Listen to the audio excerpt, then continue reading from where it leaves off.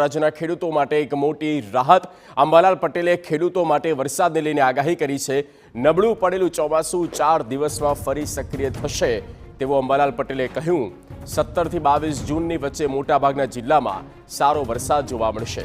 આંધી અને વંટોળ સાથે વરસાદની ધમાકેદાર એન્ટ્રી થશે। ઉત્તર ગુજરાતથી લઈને મધ્ય ગુજરાતમાં જોવા મળશે વરસાદી માહોલ।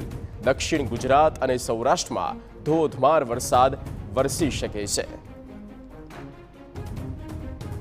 17 થી 22 માં જે ચોમાસું સક્રિય થશે એ આજના નક્ષત્રમાં 21 થી 25 માં વરસાદ ઘણા ભાગમાં સારો થવાની શક્યતા છે।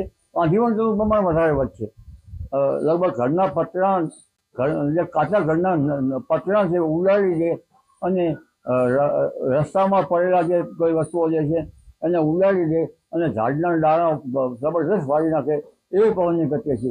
તેજ પવનની ગતિ સાથે 17મી તારીખથી ગતિ પવનની વધી જશે 22 તારીખ સુધીમાં।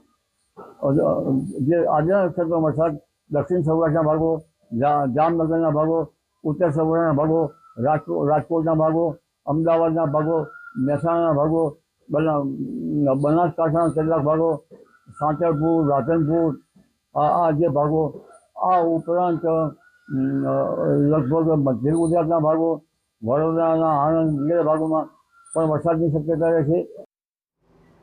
ડાંગના આહવા